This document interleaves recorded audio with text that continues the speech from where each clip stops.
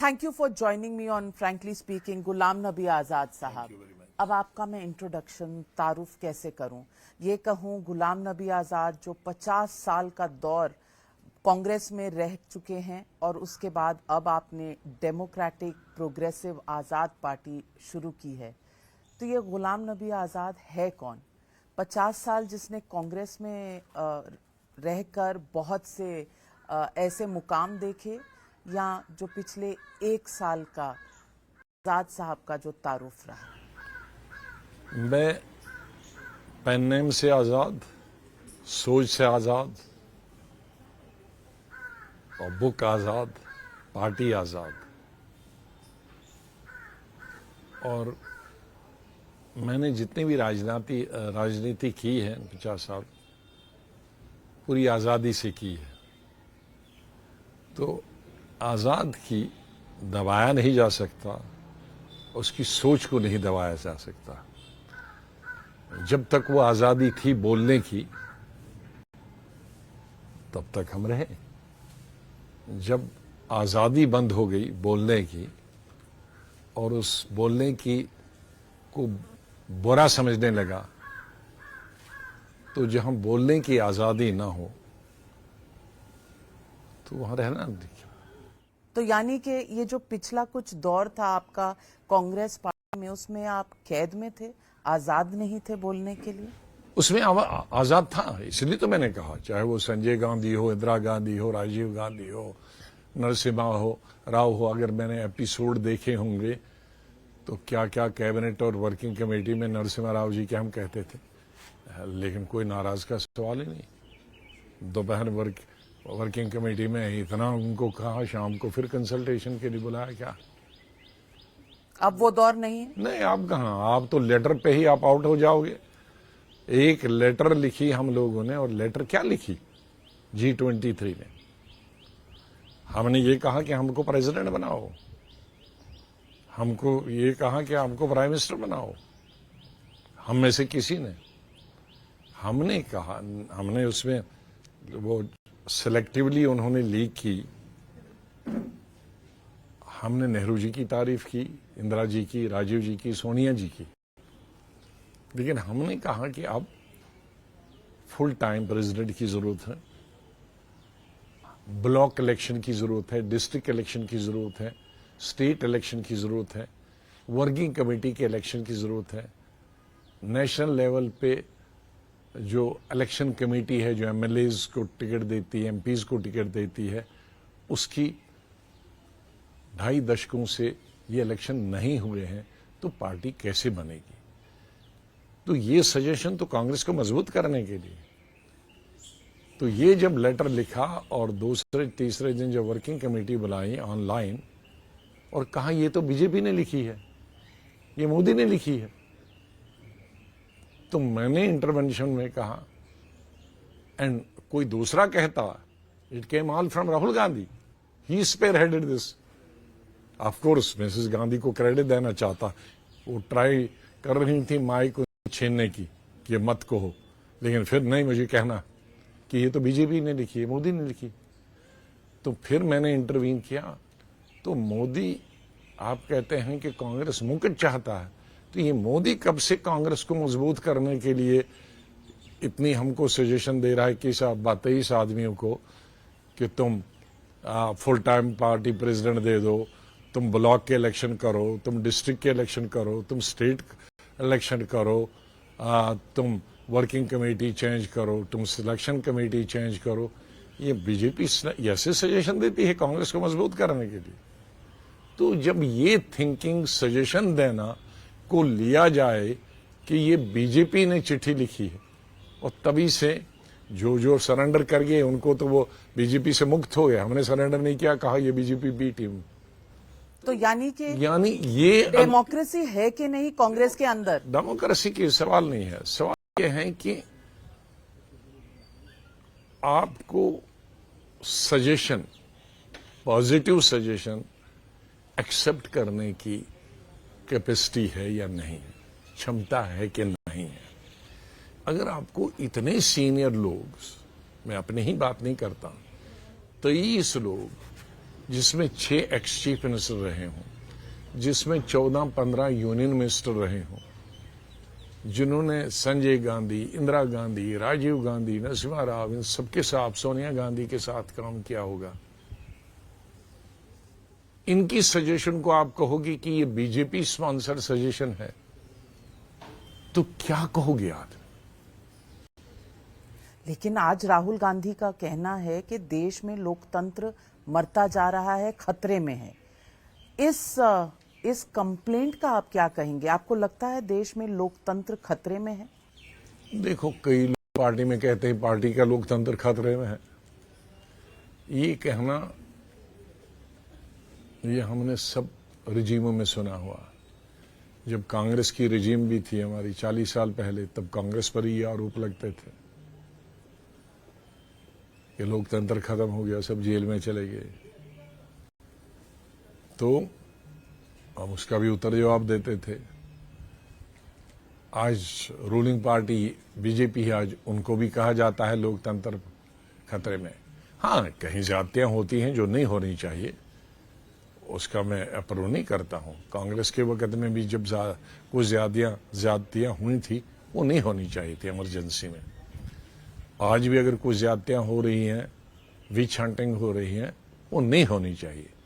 लेकिन मैं ये नहीं कह सकता कि कोई पॉलिटिकल पार्टी जब सत्ता में हुई हो, चाहे कांग्रेस में हो या बीजेपी हो या रीजनल पार्टी जो सत्ता में है, वहां की जो उनकी अपोजिट रीजनल पार्टी, वो भी कहते हैं कि डेमोक्रेसी उस स्टेट में खतरे में है। तो इस इल्जाम से कोई भी नेशनल पार्टी या कोई भी रीजनल पार्टी ऊपर नहीं रही है, सब पर ये आरोप लगे हैं।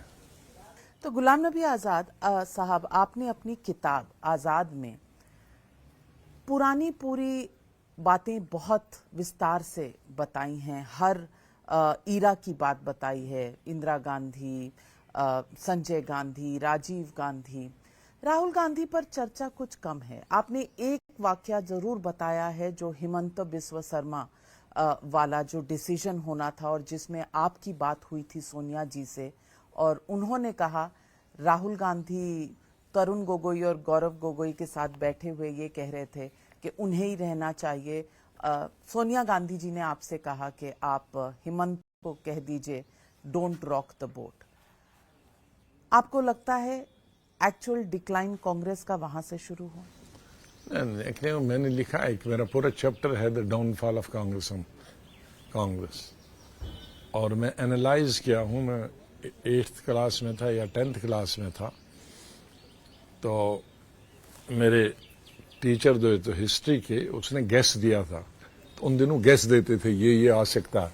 बोर्ड का एग्जाम होता था, कई स्टेटों में आज भी बोर्ड है।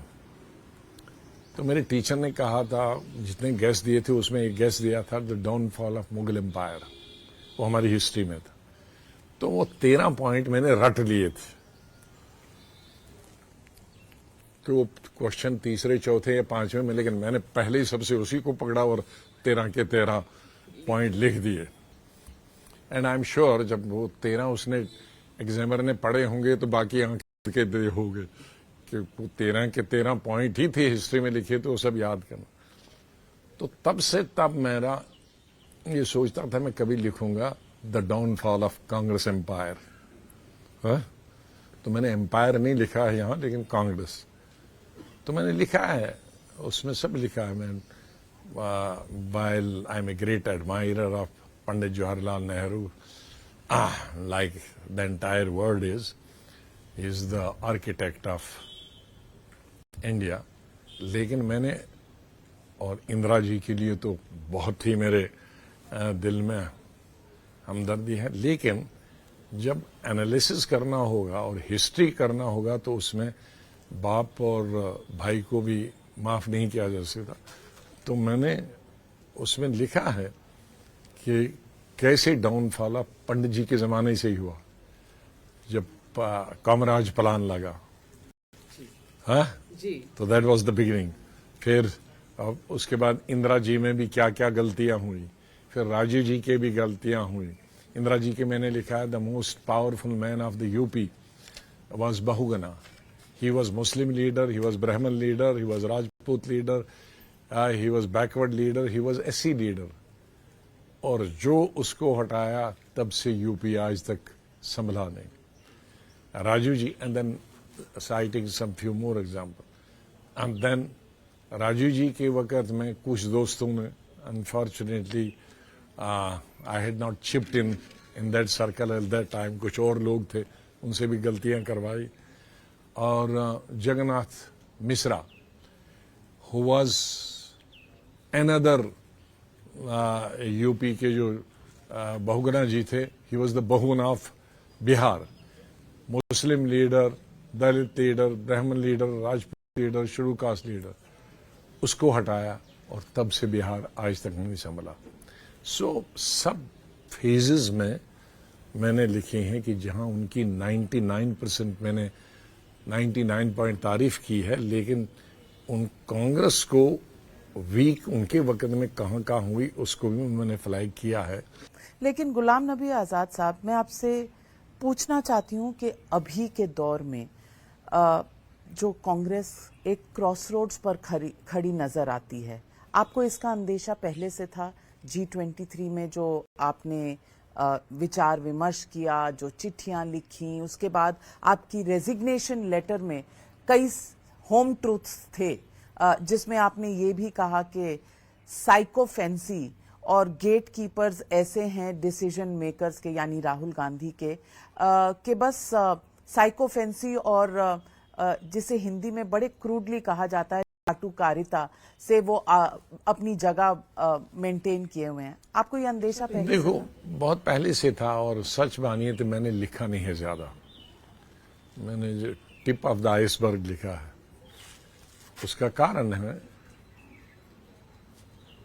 कि कांग्रेस में 50 साल रहा हूं, तो मैं कांग्रेस को डिस्ट्रॉय नहीं करना चाहता।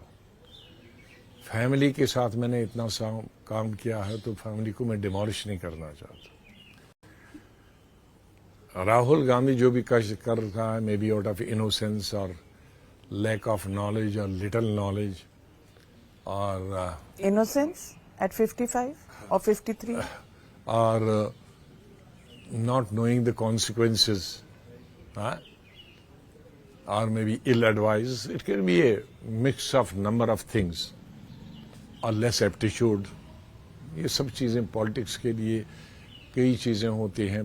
पर्सनली मेरा पॉलिटिक्स का सोचना यह है, फर्स्ट इज द कमिटमेंट।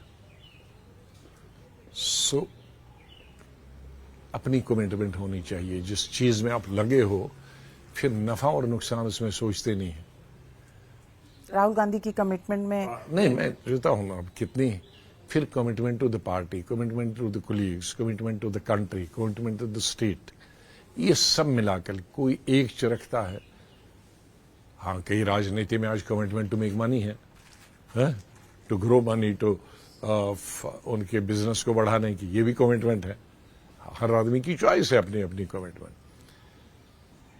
तो अब उस कमिटमेंट को आगे चलाने के लिए I don't know where he is going wrong. बहुत सारे मुझसे पूछते हैं अभी 3 दिनों कि भाई what do you say about यात्रा, भारत जोड़ो यात्रा। मैंने कहा जब भारत जोड़ो यात्रा थी, मैं जम्मू में था, क्योंकि मेरी यात्रा 2 दिन पहले से शुरू हुई थी, 3 दिन की, शायद 7 को हुई मेरी, 4 को। मेरा भी 5 महीने का हुआ था पूरा स्टेट का पब्लिक मीटिंग्स करने को। तो तब मुझसे पूछा गया तो कि भारत जोड़ो यात्रा, तो मैंने तब कहा भाई मुझे लगता है इट इज अ मिसनॉमर।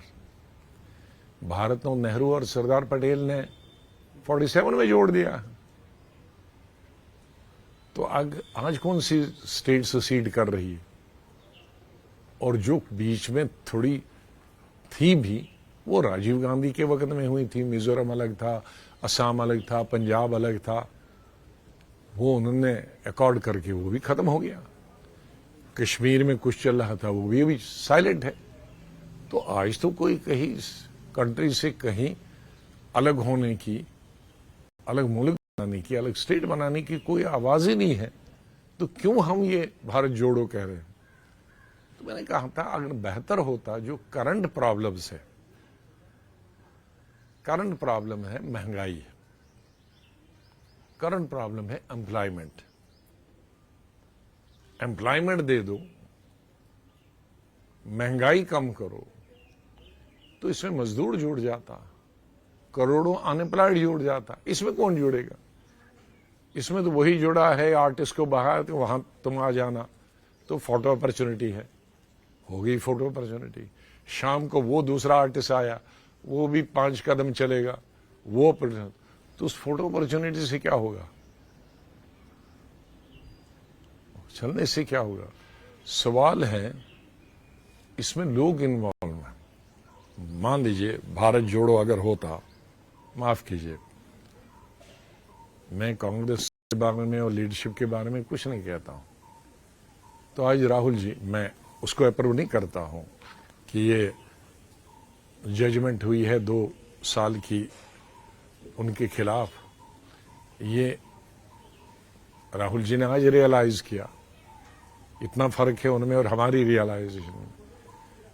हमने 1 दशक पहले रियलाइज किया था, इसीलिए तो हमने ऑर्डिनेंस लाया था, जो इन्होंने फाड़ दिया, जो इन्होंने कहा ये ठीक है।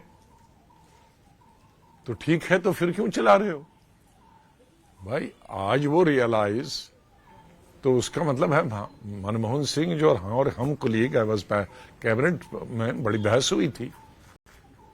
हमने उस वक्त भी बताया था कि ये इसको अंडू करना चाहिए पार्लियामेंट के जरिए, ये लागू होना चाहिए ओनली हमारे क्रिमिनल बैकग्राउंड के लिए पॉलिटिशियंस है, क्योंकि हर पॉलिटिकल पार्टी वीड आउट करने की कोशिश करती है criminalisation politics. Even Modi ji ने भी की, लेकिन सब फेल हो गए, कांग्रेस ने भी, सब फेल हो गए। तो कम से कम ये लॉ होना चाहिए था। जुडिशरी ने जब यहां कहा, उन्होंने कहा था भाई आप फेल हो गए, नाउ हम इसको करते हैं, हम वीड आउट करते हैं, जिसका बैकग्राउंड क्रिमिनल है उसका अगर इस तरह का कर है उसको पहले में ही उड़ा दो। तो while I disapproving that this type of thing, जजेस का आदर करते हुए, उनका रेस्पेक्ट करते हुए, तो इसीलिए हमने सोचा था। लेकिन राहुल जी नहीं सोचे, उन्होंने फाड़ दिया, उन्होंने कहा ये एक्ट बहुत अच्छा है, चलो उसको अलग रखो इस वक्त। लेकिन मैं ये दूसरा कहता हूं कि अगर ये यात्रा में इतनी ट्रैक्शन मिली है, तो सूरत को पूरी वर्किंग कमेटी, चीफ मिनिस्टर और गुजरात के एमएलए लाने की नहीं, वहां तो 1 लाख लोग पहुंच जाने चाहिए थे आप। लेकिन आपने अपनी किताब में मोदी जी पर कुछ अच्छे शब्द कहे हैं, क्या इसलिए आप पर आरोप लगते रहे हैं कि आप बीजेपी की बी टीम? देखो, जो मेरा कर्तव्य था एज लीडर ऑफ अपोजिशन, पूरे पार्लियामेंट ने जितना मोदी साहब की गवर्नमेंट के खिलाफ नहीं बोला होगा, इतना मैंने अकेला बोला। मैं शुरू से ही डिफरेंस करता हूं अपोजिशन करने की, गवर्नमेंट की पॉलिसीज की और इंडिविजुअल की। मैंने जिंदगी में इंडिविजुअल लीडर्स की कभी कोई अपोजिशन नहीं की।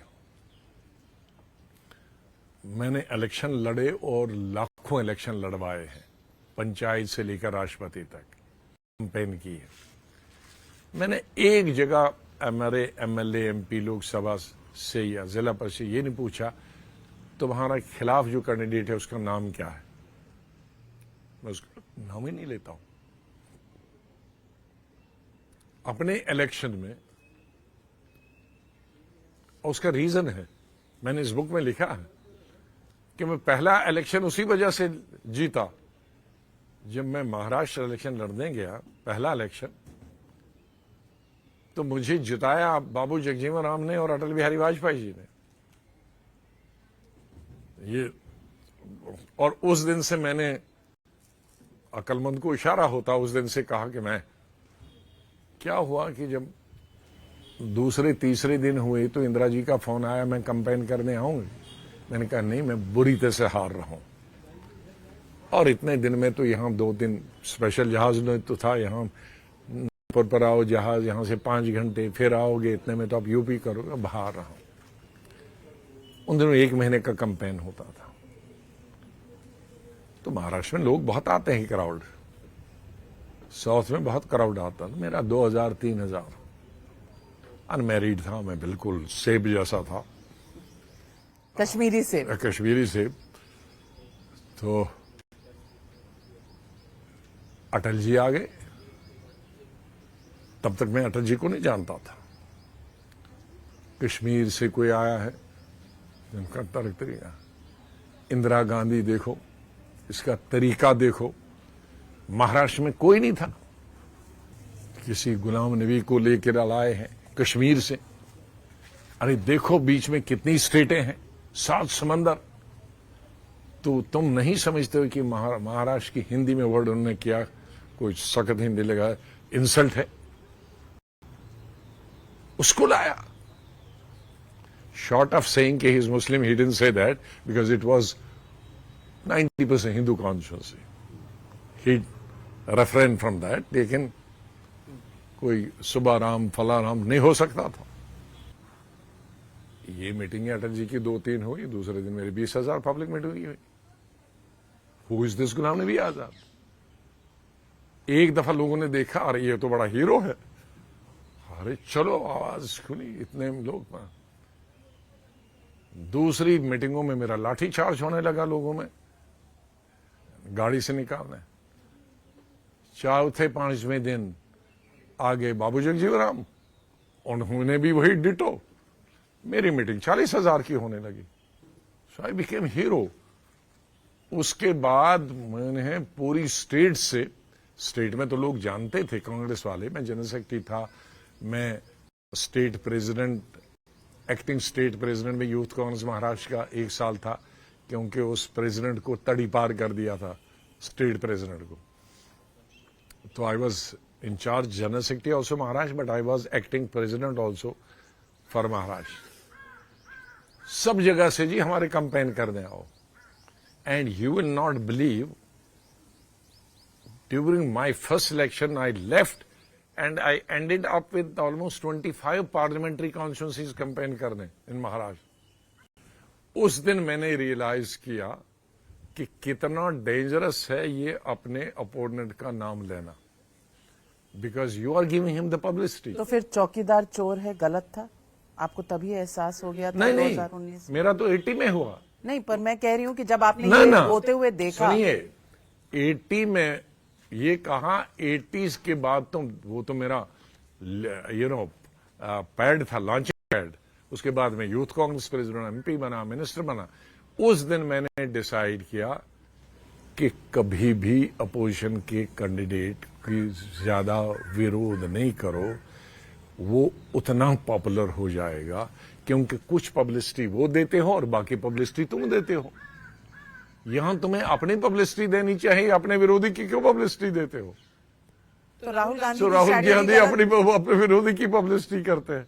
जो इनको करना चाहे था इनकी पब्लिसिटी, ये भी उन्हीं की पब्लिसिटी करते हैं, बाकी लोग उनकी करते हैं, ये भी उन्हीं की करते हैं। So he gets double publicity, and that acts against the party and Rahul Gandhi.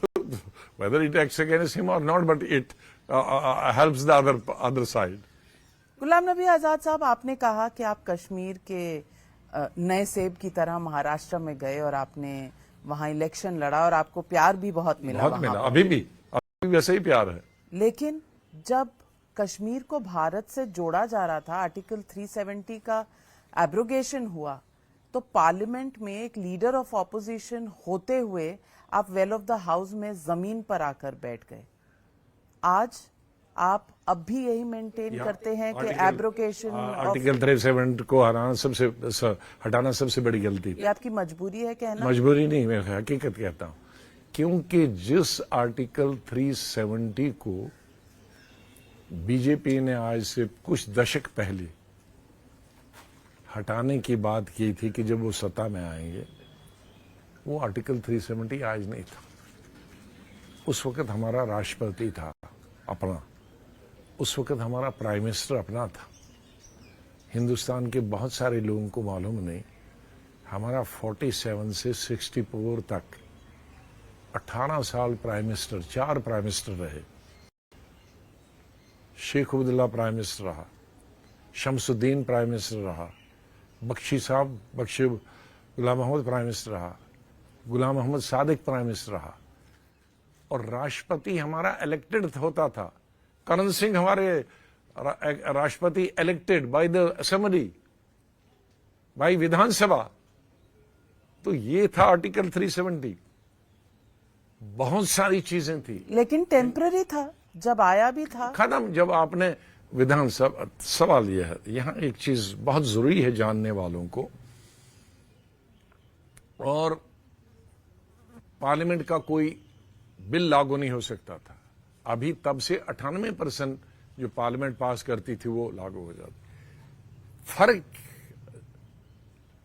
इस गवर्नमेंट ने जैसे किया और हम कैसे करते थे उसमें बहुत फर्क है, अंतर है। जैसे हमारे भारत के कॉन्स्टिट्यूशन में लिखा है, जब कॉन्स्टिट्यूशन बना तो साइक्रोसेंट नहीं था कि इसमें कभी परिवर्तन नहीं होगा। कोई गीता कुरान नहीं थी या बाइबल नहीं थी कि कभी चेंज नहीं होगा। इन्होंने कहा परिवर्तन हो सकता है, लेकिन पार्लियामेंट ही परिवर्तन करेगा। तो इसीलिए 150 से ज्यादा अमेंडमेंट पार्लियामेंट में आए। जम्मू कश्मीर के विधान, वहां का अलग कॉन्स्टिट्यूशन था, उसमें भी लिखा था कि ये कॉन्स्टिट्यूशन बिल्कुल बाइबल नहीं है, कुरान नहीं है, इसमें जम्मू कश्मीर की विधानसभा अमेंडमेंट ला सकती। इसलिए अगर प्राइम मिनिस्टरशिप हमने हटाई तो जम्मू कश्मीर की विधानसभा ने हटाया। जम्मू कश्मीर में विधानसभा का राष्ट्रपति हटाया तो वहां की विधानसभा से। यहां का कोई बिल पास होता था जो कि लिखा था कि ऑटोमेटिकली नहीं लगेगी, तो वहां की विधानसभा उसको पास करती थी। तो जो चीजें, वो सब चीजें खत्म हो गई थी। अब ये एक सेंटिमेंट था। सेंटिमेंट, हर चीज धर्म में सेंटिमेंट होता है। हमारे हिंदू भाइयों का सेंटिमेंट कितना राम मंदिर का था, मुसलमान भाइयों का बाबरी मस्जिद में कितना था। नॉट दैट बाबरी मस्जिद में आज कोई हजारों लाखों नमाज पढ़ते थे, इतनी मस्जिदें हैं, लेकिन सेंटिमेंट था। नॉट हिंदुस्तान में मंदिरों की कमी, लेकिन राम मंदिर के साथ सेंटिमेंट था।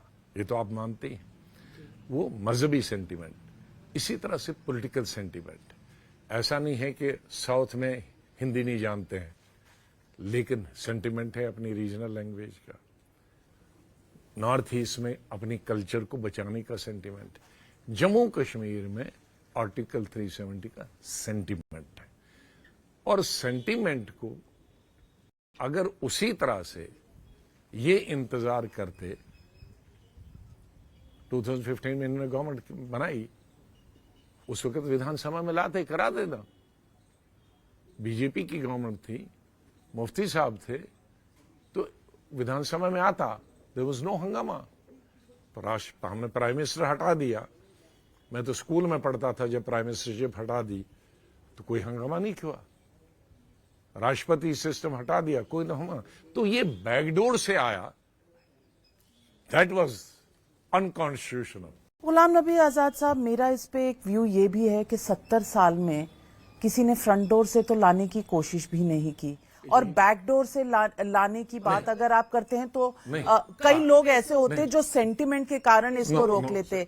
जब तक सेंटिमेंट वहां का था, तो सेंटिमेंट कश्मीरी हिंदुओं का वो कोई सेंटिमेंट नहीं। आज कश्मीरी एक हिंदू से पूछे कि आर्टिकल 370 के खिलाफ, नहीं, पर कश्मीरी हिंदूज का जब पलायन हुआ वहां से, आप जम्मू के हिंदू से पूछिए, आज एक हिंदू बताए कि आर्टिकल 370 खराब था।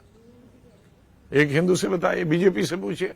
अब तो वहां हिंदू रह कितने गए? अरे जम्मू तो हिंदू ही हिंदू है। नहीं, जम्मू है, पर कश्मीर में क्या हिंदुओं को रहने की इजाजत नहीं होनी चाहिए? नेशनल कॉन्फ्रेंस और कांग्रेस की सरकार सेंटर में थी जब 1991-92 की सारी घटनाएं हुई। इसका आर्टिकल 370 से कोई संबंध नहीं है, वो एक अलग सब्जेक्ट है। उसको मैंने अब डील किया है कि जो कुछ भी हमारे कश्मीरी पंडितों के साथ हुआ वो कभी नहीं होना चाहिए। मेरी पार्लियामेंट में स्पीचेस हैं कि कश्मीरी पंडितों के बगैर इनकम्प्लीट हुआ। I have gone to the extent, मैंने कहा अपनी स्पीच में, नॉट इसी स्पीच में, ये 7 साल की स्पीचेस में अगर देखोगे सब ऑन रिकॉर्ड है, कि भाई आई एम प्राउड, हमारे जो 600 साल पहले सब मुसलमान कश्मीरी पंडित थे, एंड आई सेड 600 साल पहले मेरे एंसेस्टर भी कश्मीरी पंडित थे, सो हमारे नाम बदल गए होंगे लेकिन हमारा सेकंड नाम वही है। आप देखेंगे फलां कौल, फलां रैना, फलां बट, पहला नाम मुस्लिम है और सेकंड नाम वही कास्ट है जो कश्मीरी पंडित का। आई सेड हम बट हैं, गुलाम नबी आजाद तो पेन नेम है। लेकिन आजाद साहब 2004 से 2014 तक आपकी यूपीए सरकार थी सेंटर में, यासीन मलिक से आप बात करते थे, कश्मीरी हिंदुओं से आपने कब बात की? For your information and for the countries information, हमारी हिस्ट्री में, देश की हिस्ट्री में, या तो राउंड टेबल कॉन्फ्रेंस किसी पॉलिटिकल इशू को लेकर गांधी जी ने अटेंड की थी लंदन में, या मेरी चीफ मिनिस्ट्री में 3 टेबल कॉन्फ्रेंस हुई, एक दिल्ली में, 2 कश्मीर में, जिसमें प्राइम मिनिस्टर रहे और 27 पॉलिटिकल पार्टीज के लीडर रहे और 3 कश्मीरी पंडित ऑर्गेनाइजेशन रही, तीनों के तीनों प्रेसिडेंट तीनों की तीनों राउंड टेबल कॉन्फ्रेंस में रहे 2004 और 14 के बीच। यस, मैं 2005 और 2008 के बीच की बात करता हूं, when I was chief minister, उसी संविधान के लिए तो कश्मीरी पंडित, और उसकी रिपोर्टें भी आई, जो बाद में रिपोर्टें बनाने की एक्स चीफ जस्टिस को दी। एक हामिद साहब जो थे, ये के एक के ये चेयरमैन थे, दूसरे के और चेयरमैन थे, इकोनॉमिक अफेयर्स के थे, जिसमें सब ये कश्मीरी पंडित का भी है, सब का है, लेकिन उसको भी तो किसी ने उठाया नहीं अभी 9 साल से वो रिपोर्टों को।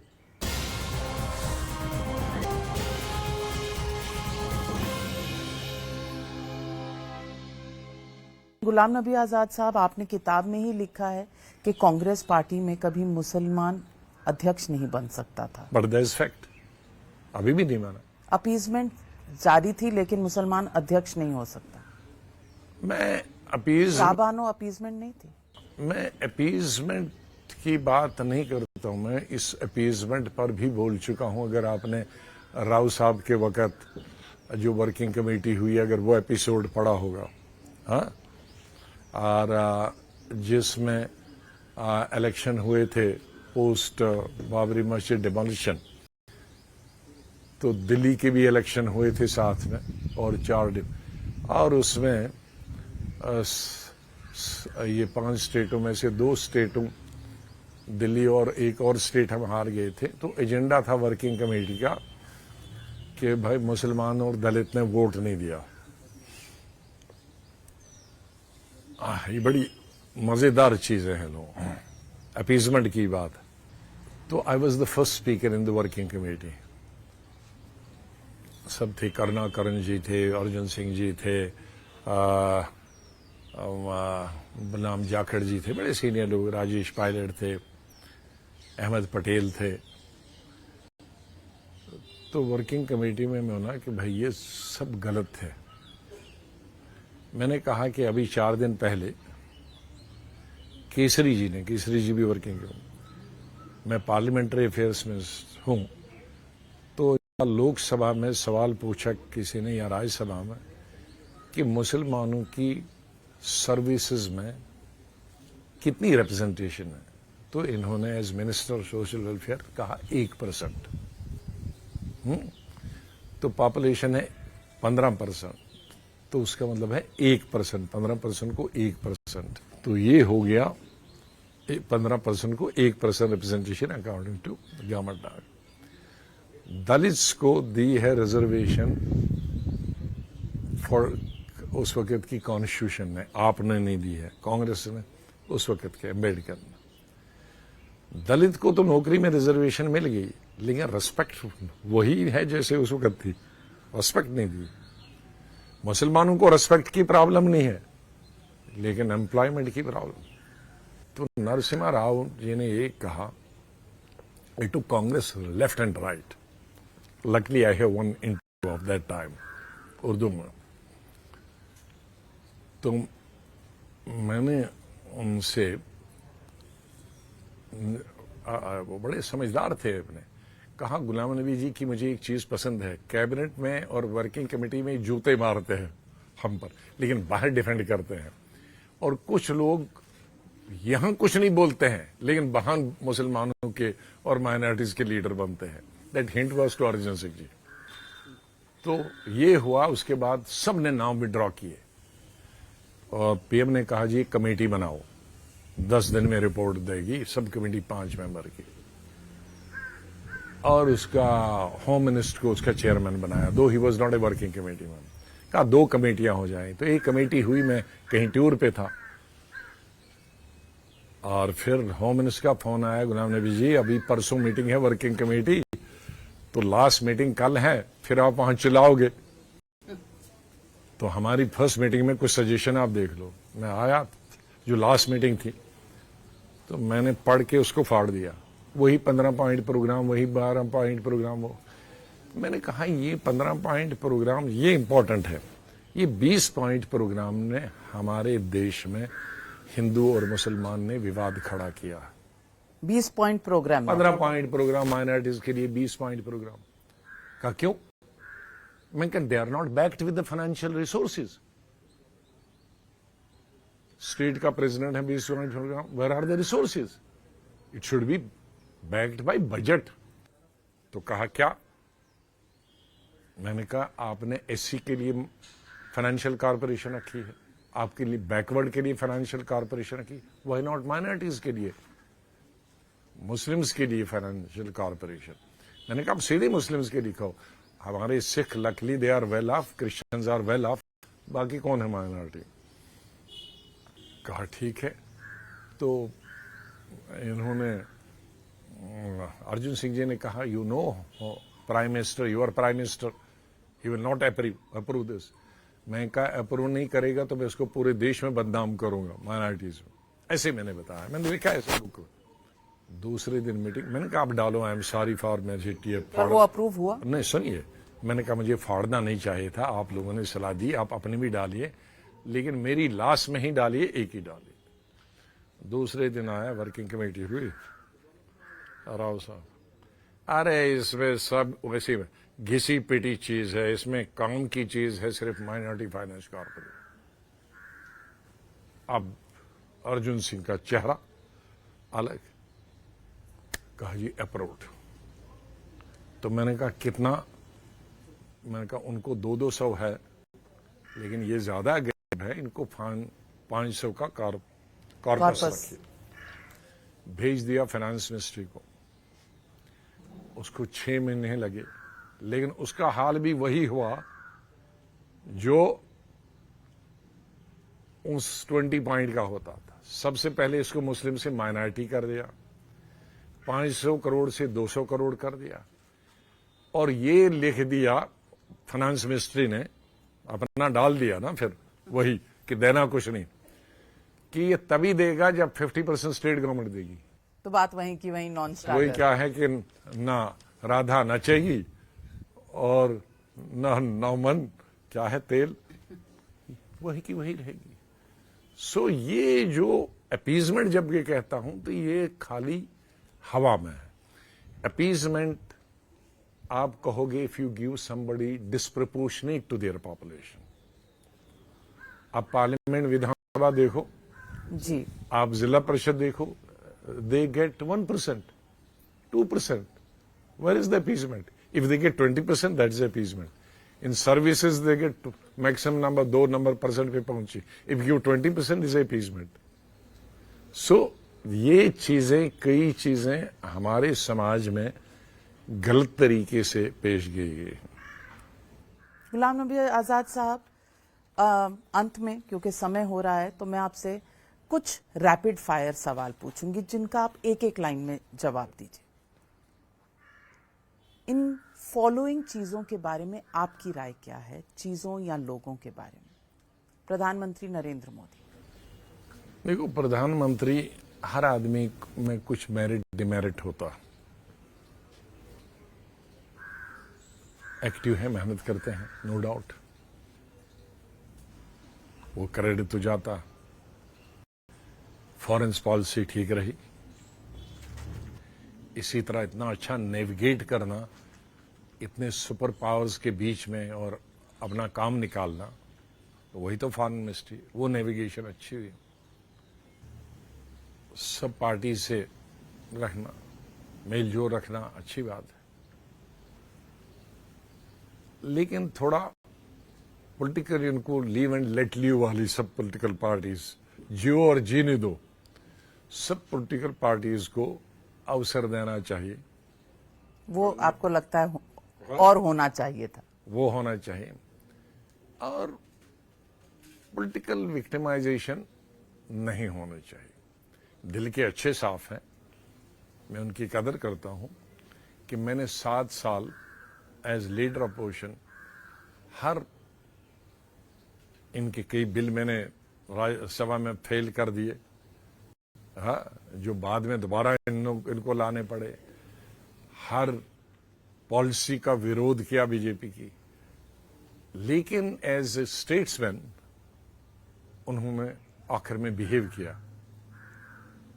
और उसी पर मुझे याद आ गई फिर अटल बिहारी वाजपेयी जी, कि अटल बिहारी वाजपेयी ने भी ये कहे। संजय गांधी की एक ही स्पीच लोकसभा में हुई दुर्भाग्य से, और हम सीट उनकी और मेरी यही थी, एक ही थी। तो बजट सेशन में 80 में जब राष्ट्रपति के अभिभाषण पर जवाब देना था, तो इंदिरा गांधी लास्ट थी, 7 दिन के बाद जवाब देना था। उन दिनों पूरे 7 दिन होता था डिस्के। अटल जी उससे पहले बोलने वाले थे, और कांग्रेस पार्टी ने तय किया था कि संजय अटल जी से पहले बोले, ताकि खूब पब्लिसिटी मिले और हाउसफुल मिले। संजय अनलाइक हिम, वो 2-3 मिनट से ज्यादा पब्लिक में नहीं बोलते थे, लेकिन उस दिन वो 15 मिनट भाषण किए, और सिर्फ अटल बिहारी वाजपेयी जी पर राइट, लेफ्ट एंड सेंटर। मैंने उनका कुर्ता खींचने की बहुत कोशिश की कि बैठो, वरना अटल जी बाद में कीमा बना देंगे अपनी स्पीच में। Atal ji was a great speaker, लेकिन वो नहीं माने। अब मैं अटल जी जब था तो मैं फरा रहा था, अब ये बोलेगा, लेकिन अटल जी क्या देखिए, मैंने स्पीच में कोट किया उनको। अटल जी ने कहा कि राजीव नहीं, संजय गांधी ने आज मेरे खिलाफ बहुत कुछ कहा, तो लेकिन मैं आज एक शब्द भी उनके खिलाफ नहीं कहूं। इंदिरा जी सामने थी ना एज प्राइम। आज अगर आप वहां हैं तो आप संजय गांधी और इनके साथियों की वजह से। आप हारी 77 का इलेक्शन संजय गांधी की वजह से, आज जीती हैं आप इलेक्शन संजय गांधी की वजह से। मैं आज आपको बधाई नहीं देना चाहता हूं, मैं संजय गांधी को बधाई देना चाहता हूं, उसके साथियों को बधाई। आपके अपने साथी 77 इलेक्शन से पहले हार गए थे, नहीं भाग गए थे, और जो बाकी बचे थे 78 के जनवरी 1 को स्प्लिट में भाग गए थे। तो आपके साथ जो खड़े रहे ये संजय गांधी और इसके साथ, इन्होंने हमारे साथ गलियों में, कोचों में मार खाई है, सीढ़ियां और जेल भुगते हैं। तो आज ये लीडर है, तो इसलिए आज मैं इसको रिकॉग्नाइज लीडर करता हूं, मैं इनके खिलाफ कुछ भी नहीं बोलूंगा। और ये आपको झलक मोदी तो जी मुझ में ये देखा कि मैं सोच रहा था, ये तो सोचता है कि मोदी क्या कहेगा, भाई मेरे को इतना ये अपमानित किया, ये कहा, मेरे ये बिल पास के इसके हित में। सो उसने उसका चैप्टर ही जैसे वो सब कुछ हुआ ही नहीं। उन्होंने हमारे पॉजिटिव पकड़े। मोदी तो आपका मोदी जी में ये एक चीज है कि वो आपके घर की अंतड़ियों तक मालूम उसको होता। मेरे बाग में कभी नहीं आया है, लेकिन मेरी हॉबी हिंदुस्तान में मशहूर है कि मेरा बाग नंबर 1 आता है 40 वर्षों से, ये भी उसको मालूम था। तो लीडर वही होता है कि हर चीज को, बुरे को भी बुरा कहे, लेकिन अच्छे को भी बुरा कहे, वो नहीं होना चाहिए। ओकेजन होते हैं इसलिए। राहुल गांधी, उन पर आप क्या कहेंगे? नहीं, ओकेजन होते हैं जिंदगी में जहां आपको अच्छे को अच्छा, कोई हर आदमी में कई अच्छाइयां होती हैं, उन अच्छाइयों को करना चाहिए। उस समय बुराइयों पर पर्दा डालना है। बुराइयों को करने के लिए तो आपको 365 दिन मिलते हैं। पीएम को तो 365 मिलते थे। हर दिन पार्लियामेंट में हम लीडर अपोजिशन को खींचते थे। लेकिन ओकेजन वो उन्होंने देखा, ये आज ओकेजन नहीं है, ये विदाई का ओकेजन है, या अच्छी चीजें कहने का मौका है, या गाली देने का मौका नहीं। तो वो इंसान में जजमेंट होनी चाहिए। और राहुल गांधी पे ये जजमेंट है? अब वो जाने, जजमेंट है। मैं आपकी राय पूछ रही हूं। मैं चाहूंगा कि वो भी कुछ सीखे, अच्छे को अच्छा कहना और बुरे को बुरा कहना। और ये रोज रोज जो कहना कि लोकतंत्र मर रहा है और चौकीदार चोर है, और देखो चौकीदार चोर है, ये क्लिक नहीं हुआ है। ये सीनियर सभी कुलीग्स ने उनको बताया है कि इससे कोई फायदा नहीं है। लेकिन उन्होंने बहुत बुरा माना है इसको, जो भी उनको कहते थे। वो कहते ये हम जो भी ये नहीं कहता है तो वो मेरे साथ नहीं है। इस पर एक और घटना भी हुई जिसको मैं कहना नहीं चाहूंगा। क्यों? नहीं, ठीक है, वो वैसे पिट रहे थे, हम और पीटेंगे तो बुरा अच्छा हो। नहीं तो सच तो बोलना चाहिए। आप तो आजाद हैं। हाँ, लेकिन कुछ आपका पेन नेम आजाद है, आपकी किताब आजाद है, आपका नाम आजाद है। तो ये आपने देश की जनता से कमिटमेंट ज्यादा है या राहुल गांधी से? अभी 2 और आने हैं किताबें इसके बाद, उनमें क्या लिखे, उसमें लिखना बहुत बात काफी है। सेकंड थर्ड तो आने। एक ट्रेलर आज? नहीं, ट्रेलर यही है कि उनको अच्छा नहीं लगता अगर कोई कहेगा ये मत कहो, तो वो समझते हैं कि उन्हीं के साथ ही, उनके सपोर्टर। तो ये सोच गलत है। गुलाम नबी आजाद साहब, एक किताब आई है, आपकी आखिरी सेंटेंस और आखिरी रिस्पॉन्स से लग रहा है कि सेकंड किताब का इंतजार, क्योंकि अगले 1-1.5 साल में बहुत कुछ पॉलिटिकल अपहीवल्स होने वाले हैं। मसलन अभी इतने 8-9 असेंबली के इलेक्शन है, सेंटर साउथ वगैरह। फिर अगले साल पार्लियामेंट का इलेक्शन है, कई विधानसभाओं के इलेक्शन है, कश्मीर के इलेक्शन है। तो कश्मीर पॉलिटिकली बड़ा इम्पोर्टेंट है। आर्टिकल 370 के एब्रोगेशन के बाद पहली दफा इलेक्शन है। तो एक क्या रूपरेखा होगी उस नई विधानसभा की, क्या कॉम्बिनेशन परमुटेशन होंगे नई विधानसभा के। तो मैं समझता हूं कि पूरे कंट्री लेवल पे फिर अपोजिशन गठजोड़ होगा, नहीं होगा, अगर होगा तो कैसा होगा, कौन कौन उसमें होगा। तो मैं समझता हूं कि इधर पिछले कुछ दशकों में ये जो 24 का इलेक्शन है, विधानसभा, पार्लियामेंट या राज्यों के इलेक्शन, लोकसभा, ये एक डिफाइनिंग मोमेंट होगा। डिफाइनिंग मोमेंट होगा इन द हिस्ट्री। तो उसका भी तो कहीं करना होगा ऑब्जेक्टिवली, क्योंकि ये मैंने कोविड का फायदा उठाते हुए, कोविड में तो सब 99.9 नुकसान थे, लेकिन हमारा जैसे कुछ लोगों को जब कभी लिखने की तरफ नहीं जाते हैं, उस बेकारी ने हमको एक अपॉर्चुनिटी प्रोवाइड की। आई विश कि मैंने फर्स्ट फेज ऑफ कोविड में शुरू किया होता तो 2-3 लिख दी होती। सेकंड में किया, और सेकंड में अभी 60% ही थ्रू था कि मैंने अपनी पार्टी बना दी। तो I had no party, I had no time. तो मैंने 10% में ही इसको कंक्लूड किया, 30% उसका भी बाकी रखा है, वो और नया बना के एक और अच्छी बुक बनेगी। और मेरे ख्याल में ये बुक मोस्टली मैं डेडिकेट यूथ को करता हूँ, चाहे वो कांग्रेस के हों, रीजनल पार्टी के हों, बीजेपी के हों। बहुत सारे लोग हम लोगों को देखते हैं कि भाई मिनिस्टर है, चीफ मिनिस्टर, या और किसी को देखते हैं, या मोदी जी को देखते हैं, या ABC, या इंदिरा गांधी, राजीव गांधी, नेहरू, जो जिसका आइडिया प्रभावित होता है उसको देखते हैं कि हम भी बनेंगे। लेकिन आज वो राजनीति नहीं है। ये इश्क नहीं आसान, बस इतना समझ लीजिए, एक आग का दरिया है, डूब और के जाना है। तो ये पॉलिटिक्स बहुत मुश्किल है।